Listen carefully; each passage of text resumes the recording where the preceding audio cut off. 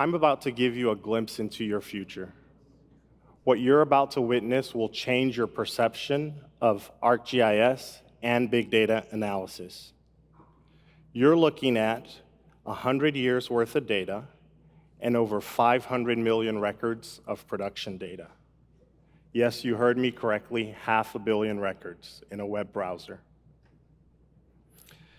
By zooming in, we're querying all of our data, and we're returning the results as bins aggregated on your screen. The highest density of these bins are the brightest ones that you can see on the screen. Let's zoom out to the Permian and focus our attention in that area. As I pan and zoom, I'm querying all the wells within this extent, and I'm returning the highest density of wells. With every pan and zoom, we're querying roughly 500 million records, and we're returning the results in a matter of seconds. Now, I know what you're thinking. Let's look at some oil and gas data. So by clicking on oil and then gas, I'm querying all my production data. With every click, I'm querying all of that data within my database. Now, earlier I mentioned 100 years. So we're going to go back in time. And by clicking on this timeline, I'm slicing this data temporally and bringing up data for a particular time frame.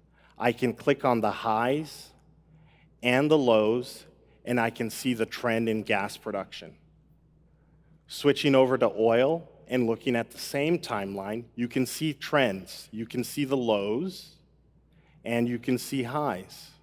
And all of this, I'm doing in a web browser. With every click, I'm slicing through this data temporally. Now, how significant is that? We're doing all of this in a web browser. Now, if you're wondering how we did this, let's take a look. I'm working in Databricks, and I've got a cluster deployed in Microsoft Azure.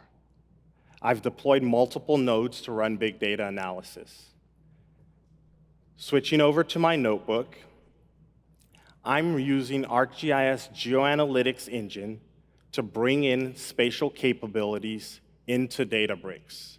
So by running this cell, I'm bringing geospatial capabilities to your data. Just think about that for a second. We're bringing these capabilities into your Spark framework. Scrolling down into our cell, into our notebook, we're going to run this next cell, which allows us to import or connect to a Snowflake database from our partners at S&P Global. And I'm bringing all of their data by running this next cell from Snowflake directly into Databricks. I'm literally reading in 567 million records, and I'm doing that in a few seconds. I can also preview the data, so I'm making sure that I'm bringing in the appropriate attributes. The next cell allows me to read in all of our well data. So we're reading in our wells from Snowflake directly into Databricks. So I've got my functions, I've got my data. We can actually start to do some analysis. So in this next cell, we're going to run a join on all of our production data based on the well entity or the well number, and we're going to aggregate all of this data into nice bins for display. So now I've got bins that show oil and gas production. So remember those bins I showed you in the web application? That's what we're referring to here. We're aggregating all of this data into bins.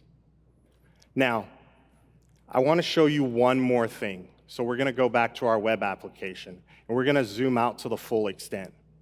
We can actually look at and visualize this data by operator.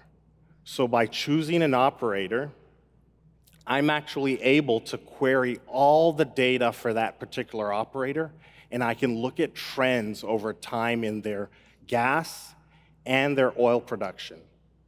By choosing another operator, I'm instantaneously querying all of their production data, and I'm looking at these trends over time. Just because we're out here, let's look at a third operator.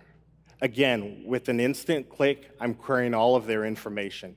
You are witnessing ArcGIS GeoAnalytics engine in a Spark environment engineering results, which we're visualizing using the ArcGIS Maps SDK for JavaScript in a web application. Everyone here can begin to do this so that you can start to visualize, you can query, and you can understand vast amount of data all in a web browser.